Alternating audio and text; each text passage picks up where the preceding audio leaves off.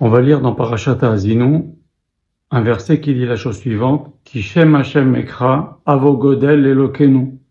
Moshe Rabbeinu dit la chose suivante: lorsque je vais appeler le nom d'Hachem, mentionner le nom d'Hachem, Avo Godel Elokenu, venez, louons l'Éternel ensemble. De là, nos Chachamim apprennent la mitzvah de Birkat HaTorah, cette bénédiction que nous faisons tous les matins. Asher Kedeshenu b'mizotav v'tifanu v'arevna Hashem Elokenu, etc.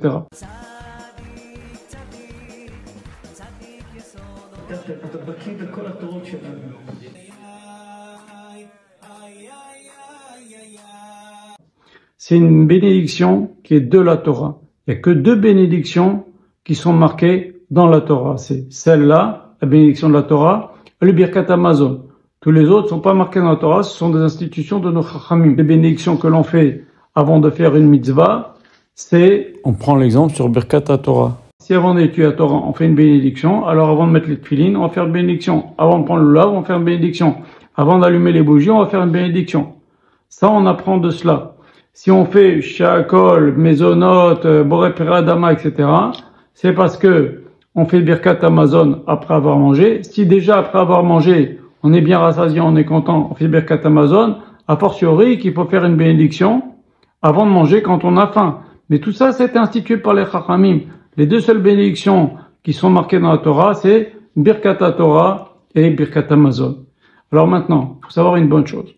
Quand on fait Birkat HaTorah, Mishnah Berurah dit la chose suivante: il faut avoir beaucoup de concentration et le faire de tout le cœur, cette bénédiction-là. Pourquoi? Parce qu'à un moment on dit Va'arevna Hashem Elokenu, s'il te plaît, Akadosh Baruch Hu, rends agréable et divrei Torah befinu, les paroles de ta Torah dans notre bouche.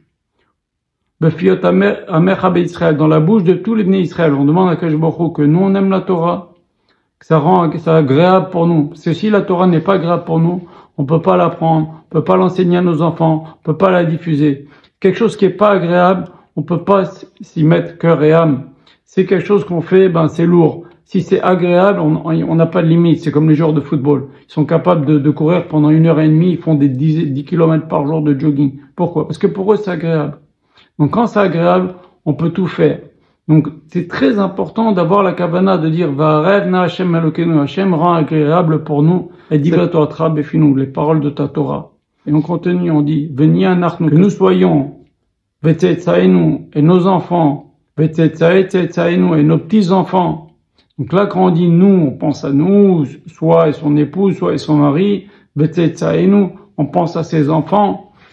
On prie pour ses enfants. Vetzetzaenu et nos petits-enfants, on prie pour ses petits-enfants. Vetzetzamecha Be'Israël, on prie pour toi, Israël.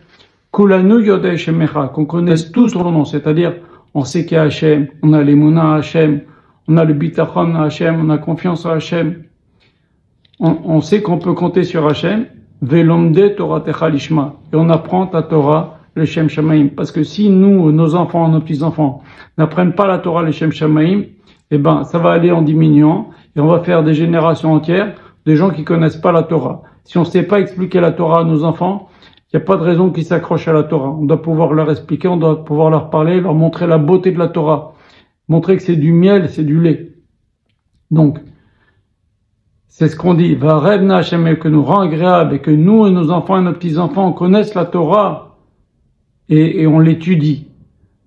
Et après, Bochat Hashem, Noten la Torah, Asher b'chabanu mikol ha'amim. Donc, Venatan lanu et Torato, c'est au singulier. Il n'y a pas marqué Venatata lanu et Torah. Asher b'chabanu mikol ha'amim. Venatan lanu et Torato Hashem. Tous les jours, il nous donne la Torah. C'est ce qu'on parle beaucoup de cela à Shavuot. On va pas en parler maintenant. Donc, c'est une bénédiction Birkat HaTorah qui est super important. Le chidouche, c'est que les femmes n'ayant pas la mitzvah de Limud HaTorah, elles ont quand même la mitzvah de faire Birkat HaTorah. Pourquoi? Parce que elles vont certainement dire des choses de Torah dans la journée, où elles